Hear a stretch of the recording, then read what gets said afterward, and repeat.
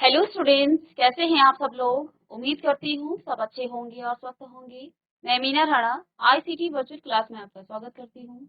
तो स्टूडेंट्स, हम पढ़ रहे हैं क्लास 8 की हिंदी और यहाँ पर हम पढ़ रहे हैं हिंदी व्याकरण, जिसमें हमने प्रीवियस लेक्चर में संज्ञा पढ़ा था।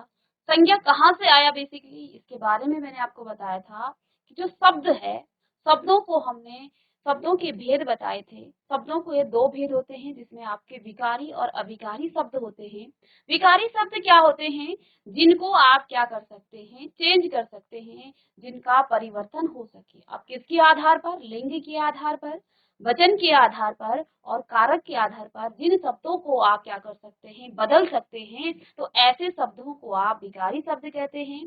और अविकारी शब्द क्या होते हैं? जिनको आप बदल नहीं सकते हैं। जैसे हमने प्रीवियस लेक्चर में आपको लड़का लड़का जो शब्द है वो क्या है? एक विकारी शब्द है, क्योंकि लड़के शब्द का आप लिंग परिवर्तन करेंगे तो वो बदल जाएगा और उसके वचन को आप यदि क्या कर दें, परिवर्तित कर दें, तो फिर भी वो बदल जाएगा। तो वो लिंग और वचन दोनों के आधार पर बदल सकता है, यानी वो आपका विकारी शब्द हो गया। अब देखिए, संज्ञा के अंदर ये जो है संज्ञा, इसमें आपका क्या आ जाता है? संज्ञा, ठीक है, सर्वनाम। और यहीं से हम यहाँ पर सीक्वेंस से पढ़ रहे हैं। पहले हमने संज्ञा पढ़ा, अब संज्ञा में देखिए संज्ञा शब्दों को आप किन किन आधार पर बदल सकते हैं, वो हम इसी के अंदर संज्ञा के अंदर ही पढ़ेंगे। इसके बाद हम वचन पढ़ेंगे कि किसी संज्ञा शब्द को आप कैसे उसके लिंग को बदल सकते हैं। इसके लिए पहले हमें लिंग के बारे में जानना पड़ेगा कि लिंग क्या है, वचन क्या है और कारक क्या है। ठीक है, तो देखिए लिंग क्या है? लिंग अर्थात पहचान। ठीक है, किसी भी शब्द के लिंग का मतलब है कि उसकी पहचान करना। सभी संज्ञा शब्द या तो स्त्री जाति का बोध कराते हैं या तो पुरुष जाति का बोध करते हैं।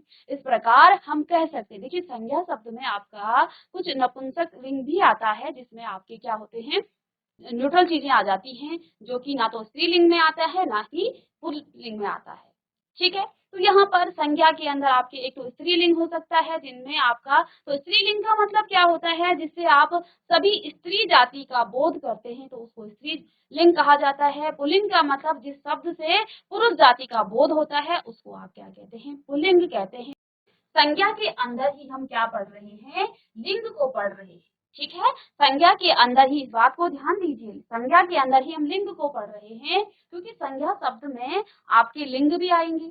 ठीक है ना, संज्ञा आपका या तो स्त्रीलिंग होगा या तो वो पुरुष लिंग होगा, पुल्लिंग होगा। तो देखिए यहाँ पर संज्ञा शब्द के जिस रूप से यह ज्ञात होता है कि पुरुष जाति का, कि वह शब्द जो है पुरुष जाति का है अथवा स्त्री जाति का है, व्याकरण में शब्द के उस रूप को हम क्या कहते हैं? लिंग कहते हैं। अब लिंग के यहाँ पर दो भेद हैं, एक पहला यहाँ पर पुल्लिंग है और दूसरा यहाँ पर आपका स्त्रीलिंग है।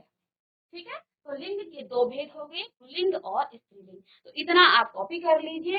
यहाँ पर आप लिंग की छोटी सी एक परिभाषा लिख लेंगे कि संज्ञा शब्द के जिस रूप से यह ज्ञात होता है कि वह पुल्लिंग है, पुरुष जाति का है या स्त्री जाति का है।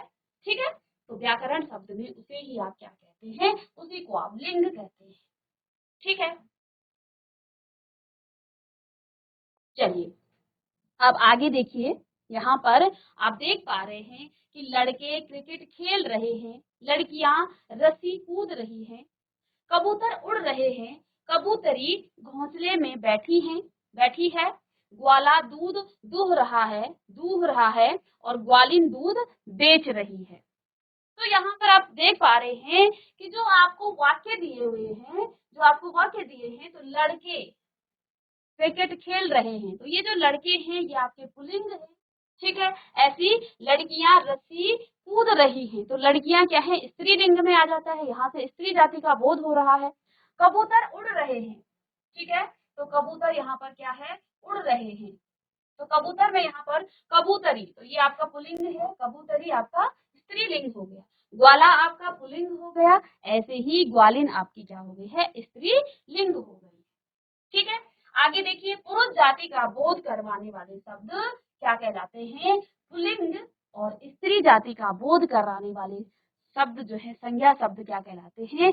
स्त्रीलिंग कहलाते हैं। जिन शब्दों से पुल्लिंग का बोध होता है उनको आप पुल्लिंग कहेंगे, और जिन शब्दों से आप स्त्रीलिंग का बोध होता है उनको आप स्त्रीलिंग कहेंगे। तो ये छोटी सी पहचान आप यहाँ पर, इसकी डेफिनेशन आप यहाँ पर लिख सकते हैं, इसकी परिभाषा। तो परिभाषा करके आप यहाँ पर इसकी लिखेंगे लिंग की। ठीक है। अब देखिए शब्दों के सही लिंग की पहचान अभ्यास द्वारा आपको होगी। ठीक है ना। कभी कभी जब आप कोई वाक्य लिखते हैं, छोटी क्लासेस में तो आपको दिया जाएगा, लेकिन जब आप किसी वाक्य को लिखते हैं तो आपको पता नहीं चलेगा कि ये स्त्रीलिंग है या पुल्लिंग है। ठीक है ना। तो वाक्यों से भी आपको पता चलता है कि वो जो उसमें जो भी उच्चारण हो रहा है वो पुल्लिंग के लिए है या स्त्रीलिंग के लिए है। ठीक है। तो यहाँ पर देखिए, तो अभ्यास के द्वारा होती है। ऊपर के वाक्यों में लड़के, कबूतर, ग्वाला पुल्लिंग है और लड़कियां, कबूतरी और ग्वालिन आपकी स्त्रीलिंग शब्द है। इन्हीं के अनुरूप क्रिया का प्रयोग आप करते हैं। ठीक है ना। तो यहाँ पर देखिए, हिंदी में कुछ शब्द नित्य ही स्त्रीलिंग होते हैं या नित्य पुल्लिंग होते हैं। अब देखिए, ऐसा नहीं है कि सारे शब्दों को आप क्या करें, स्त्रीलिंग में बदल दें। कभी कभी आपके जो शब्द होते हैं वो स्त्रीलिंग में ही होते हैं, उनका कोई पुल्लिंग शब्द होता ही नहीं है। जैसे यहाँ पर आपको कुछ शब्द दिए हैं, नित्य पुल्लिंग में आपका क्या आ जाएगा, गिलहरी, छिपकली, कोयल, मकड़ी, मैना, मछली, चील आदि। इनका कोई भी आपको यहाँ पर पुल्लिंग नहीं मिलेगा। ठीक है। तो ये नित्य आपके स्त्रीलिंग में ही होंगे। ऐसे ही नित्य पुल्लिंग में आपके कुछ शब्द हैं, जैसे आपका मच्छर हो गया, खरगोश हो गया, खटमल हो गया, तोता हो गया, कीड़ा हो गया, चीता हो गया आदि। ये सब क्या है, ये नित्य आपके पुल्लिंग में आते हैं। ऐसे में लिंग को सूचित करने के लिए आप क्या करते हैं, देखिए जब आपको पता ही नहीं है, इसका कोई पुल्लिंग शब्द ही नहीं है, तो फिर आप, क्योंकि पुल्लिंग शब्द तो नहीं है लेकिन पुल्लिंग और स्त्रीलिंग तो होगा ही। ठीक है ना। स्त्री जाति में भी होगा वो चीजें। जैसे यहाँ पर क्या है, गिलहरी है, तो गिलहरी आपका पुल्लिंग भी होगा। हालांकि आपके पास यहाँ पर उसका कोई पुल्लिंग नहीं है शब्द, हमारे पास एक ही यहाँ पर गिलहरी लिखा हुआ है, ये स्त्रीलिंग में ही होता है। लेकिन यदि उसका पुल्लिंग होगा, उसको आप कैसे उसको बताएंगे कि ये पुल्लिंग है, तो ऐसे में हम क्या करते हैं, उसमें नर और मादा लगा देते हैं। नर का मतलब यहाँ पर पुल्लिंग से है और मादा का मतलब यहाँ पर स्त्रीलिंग से है। ठीक है। तो ऐसे में आप क्या करते हैं, और मादा शब्दों का आप प्रयोग किया जाता है। जैसे यहाँ पर नर गिलहरी आप कर देंगे यानी कि पुल्लिंग, मादा गिलहरी का मतलब स्त्रीलिंग। ठीक है। नर मच्छर, ठीक है ना। ऐसा तो आपने कभी नहीं देखा होगा कि नर मच्छर और मादा मच्छर। ठीक है। तो मच्छर आपका पुल्लिंग में होता है, तो इसका कोई स्त्रीलिंग नहीं होता है। ठीक है ना। कभी कभी बच्चे मछली कर देते हैं, तो ऐसा नहीं होता है, इसका कोई भी स्त्रीलिंग नहीं है। तो इसके लिए आप क्या करते हैं, नर और मादा लगाते हैं। नर पुल्लिंग के लिए प्रयोग किया जाता है और मादा स्त्रीलिंग के लिए प्रयोग किया जाता है। ठीक है। तो इन शब्दों को आप लिख लीजिए कि जो ये विशेष करके लिखा है इसकी परिभाषा लिखेंगे और यहाँ पर इस विशेष को भी आप लिखिए।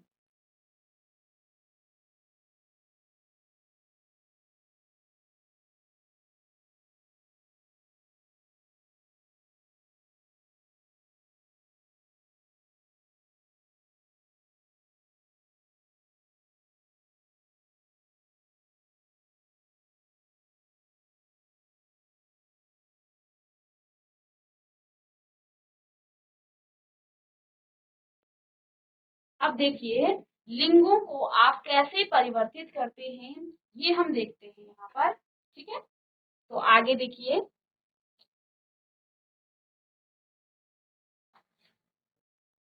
हेडिंग डालेंगे आप लोग, लिंग परिवर्तन।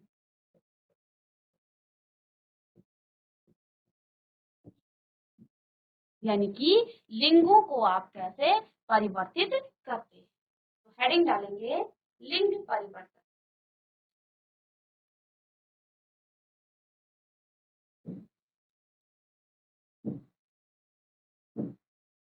ठीक है। तो देखिए, हिंदी में जो पुल्लिंग शब्दों में स्त्री प्रत्यय लगाकर आप उनका स्त्रीलिंग बना सकते हैं। यहाँ पर आप लिख लीजिए,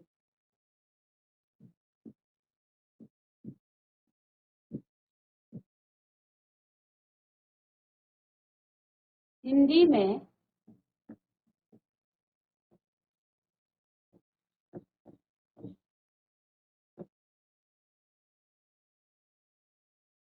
पुल्लिंग शब्दों में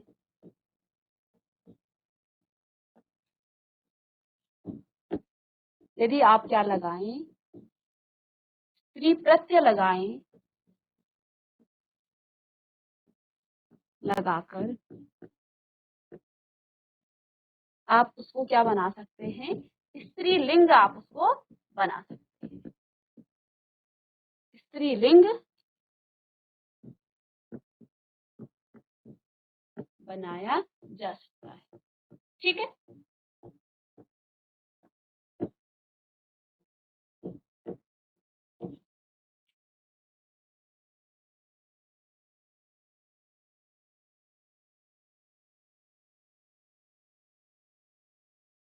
तो यहाँ पर कुछ प्रत्यय हैं, उनके बारे में अलग अलग हम यहाँ पर डिस्कस करेंगे कि क्या क्या प्रत्यय लगाकर आप उनको, तो देखिए सबसे पहला है आपके पास आ प्रत्यय।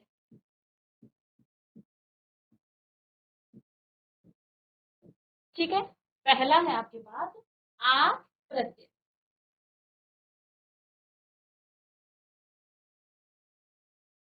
तो कुछ शब्द मैं यहाँ पर लिखूंगी, छात्र, दूसरा है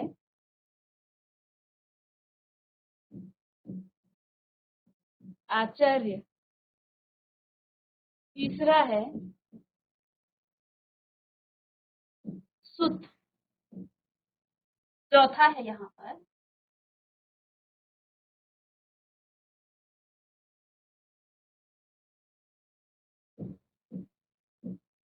सदस्य।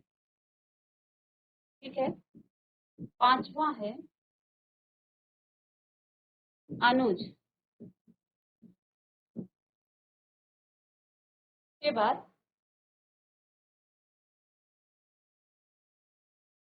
महोदय।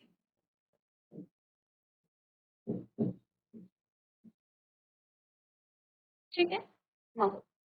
तो देखिए ये आप प्रत्यय क्या है, और यहाँ पर हम क्या कह रहे हैं कि लिंग परिवर्तन आप कैसे कर सकते हैं। तो ये जो आपको शब्द यहाँ पर दिए हैं, जिसमें आपका छात्र हो गया, आचार्य हो गया, सुत हो गया, सदस्य हो गया, अनुज हो गया, महोदय हो गया, इसमें आप प्रत्यय लगा करके इनको स्त्रीलिंग में आप परिवर्तित कर सकते हैं। ठीक है, तो यहाँ पर देखिए मैं यहाँ पर लिख दूं, ये आपका स्त्रीलिंग आप इनका बनाएंगे। तो किस प्रकार से स्त्रीलिंग बनाया जा सकता है, देखिए छात्र, तो मैंने क्या कहा, आ प्रत्यय लगाना है, आपने क्या लगाना है, आ प्रत्यय लगाना।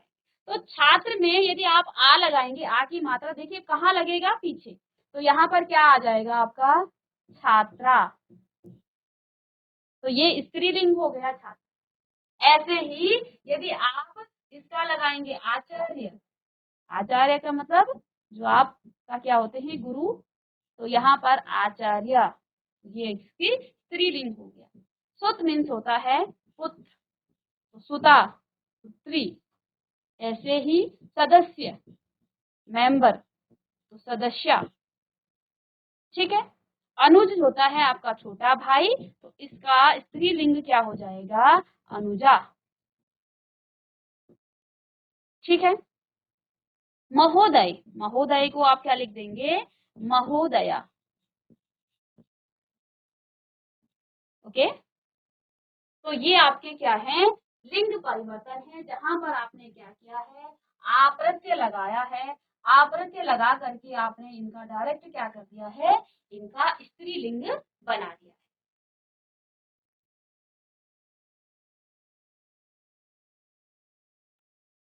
अब आगे बाद आपके पास दूसरा प्रत्यय क्या आता है, एक प्रत्यय।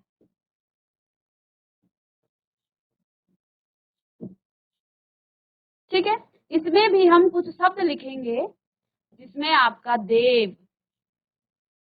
ठीक है, दूसरा आप यहाँ पर लिख सकते हैं चाचा,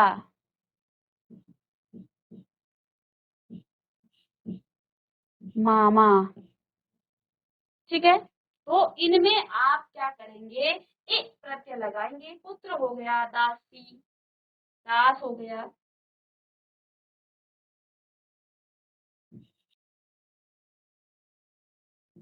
पुत्र, दास,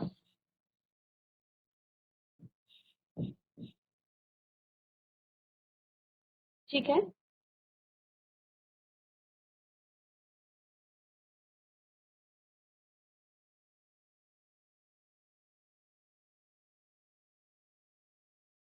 ठीक है, घोड़ा। तो इनमें आपने क्या करना है, ई प्रत्यय लगाना है और इनका स्त्रीलिंग बनाना है। तो ठीक है, यहाँ आप ऊपर लिख लेंगे स्त्रीलिंग, ठीक है। देव का, इसमें आप बड़ी ई की मात्रा लगाएंगे, ई प्रत्यय लगाना है, तो पीछे से आप बड़ी ई की मात्रा लगाएंगे, तो देव का स्त्रीलिंग हो जाएगा देवी, ठीक है। चाचा का बड़ी ई लगाएंगे, बड़ी ई की मात्रा लगा लेंगे, तो क्या आ जाएगा, चाचा का चाची। ये तो आप जानते भी हैं, लेकिन यहाँ पर हम कुछ नियमों को पढ़ रहे हैं, जिससे आप, मामा का मामी, ऐसे ही पुत्र का पुत्री, दास दासी, घोड़ा घोड़ी। तो ये हैं इनके स्त्रीलिंग।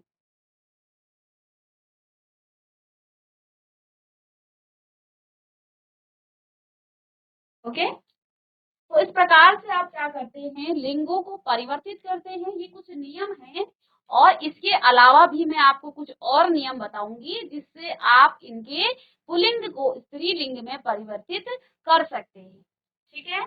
यहाँ पर देखिए, अब नेक्स्ट है यहाँ पर इया प्रत्यय। इया, देखिए चूहा है, चूहे का, चूहे में आपने क्या किया, चूहा, चूहा में आप इया प्रत्यय लगाएंगे, ई का मतलब छोटी ई की मात्रा आपको लगाना है। देखिए मैं इसको यहाँ पर बता दूं आपको, देखिए जब मैं चूहा की बात करती हूँ, चूहा, और आपको प्रत्यय क्या लगाना है, इया, ई या प्रत्यय,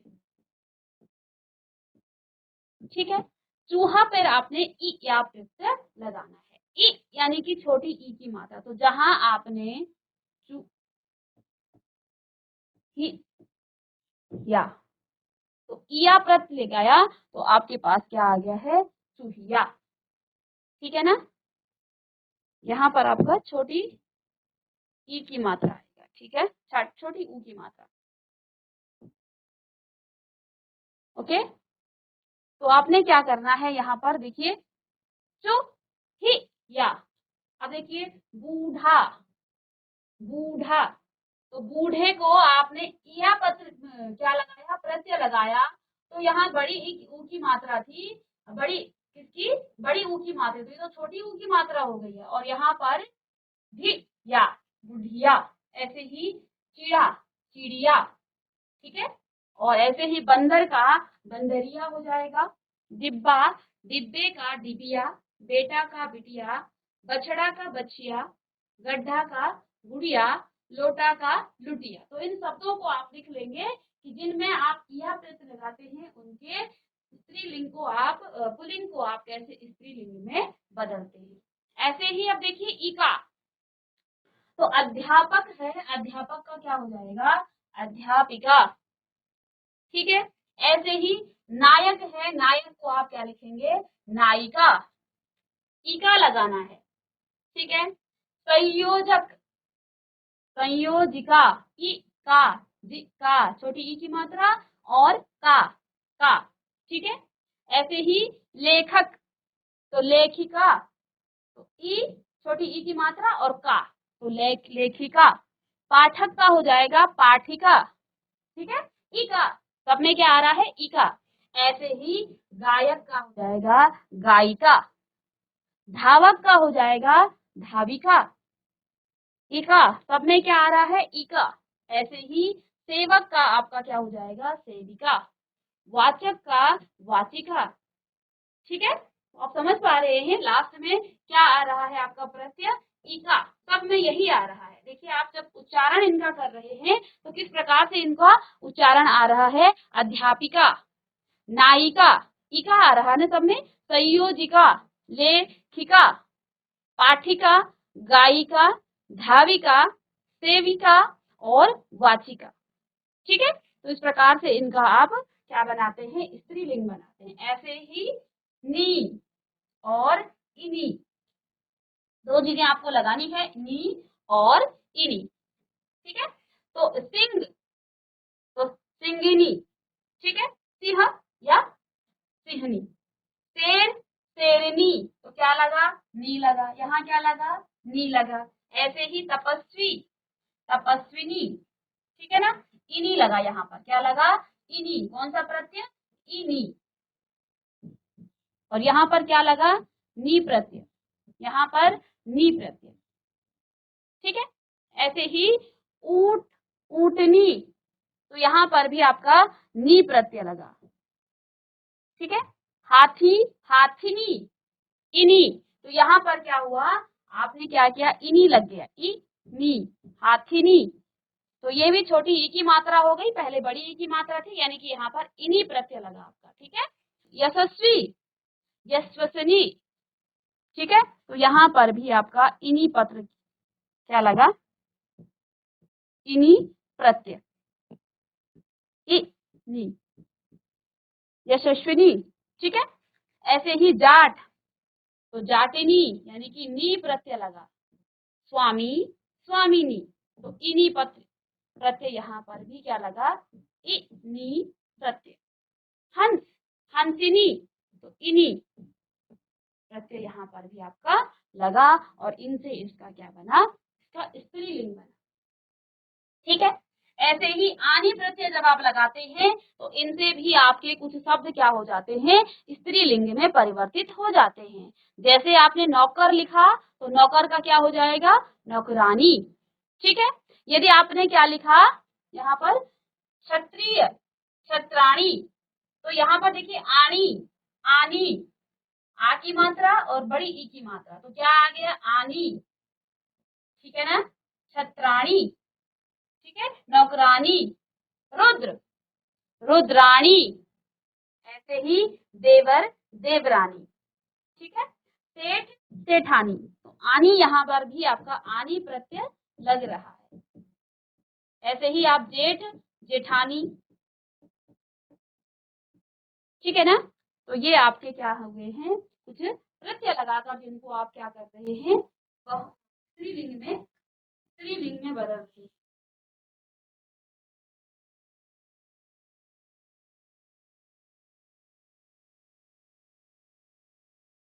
इसके अलावा देखिए, नेक्स्ट देखिए क्या है, यहाँ पर आप देखिए, इसके बाद आइन प्रत्यय, आइन, देखिए यहाँ आपका पुल्लिंग क्या है, हलवाई, ठीक है। हलवाई का स्त्रीलिंग क्या होता है, हलवाइन, तो लास्ट में प्रत्यय क्या आ रहा है, वाइन, आइन, वा का मतलब आगे मात्रा लग रही है, तो आइन प्रत्यय लग रहा है। चौबे, चौबाइन, ठीक है। बनिया, बनियाइन, ठीक है। ऐसे ही पंडित, पंडित ताइन, तो आइन, यहाँ पर भी ताइन, लाला, ललाइन, ठीक है। इसके बाद बाबू, बबू, आइन, तो यहाँ पर आपके सब में क्या आ रहा है, सबके लास्ट में आइन, आइन, ओके। इसके बाद इन प्रत्यय आप लगाएंगे, तो यहाँ पर सांप था, सांपिन, धोबी, धोबिन, बिन, इन लग रहा है, तो यहाँ पर भी आपका इन प्रत्यय आ रहा है, इन, लास्ट में आपका जो उच्चारण है वो किस प्रकार से आ रहा है, इनका, ठीक है। मती, वती, मती लगाएंगे या वती लगाएंगे, ठीक है। तो यहाँ पर और भी है आपके दर्जी, दर्जिन, माली, मालिन, ऐसे ही तेली, तैलिन, तैली और तैलिन, ठीक है।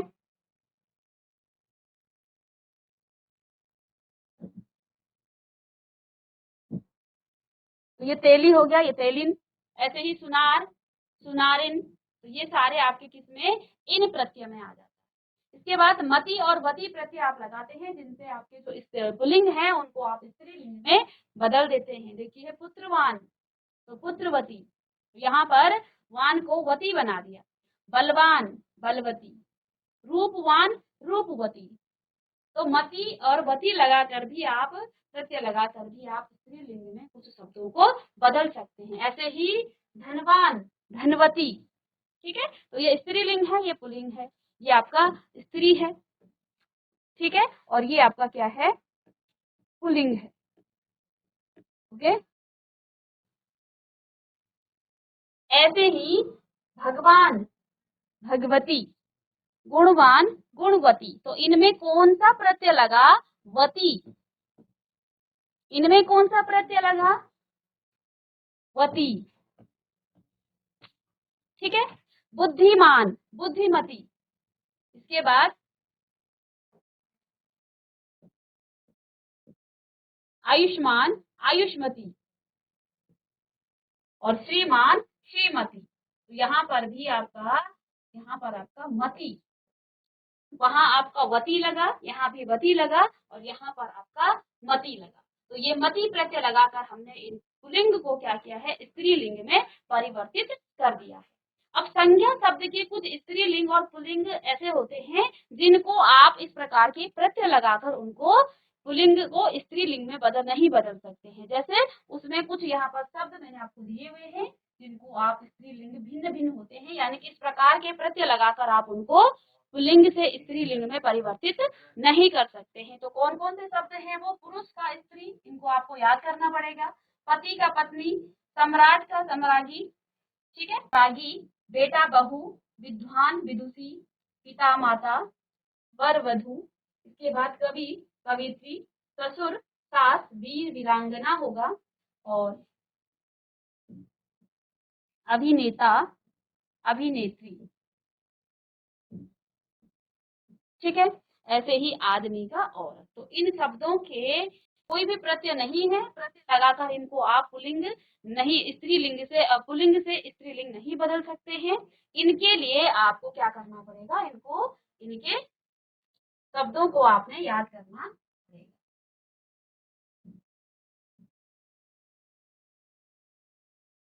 ठीक है। तो इसको आप लिख लीजिए।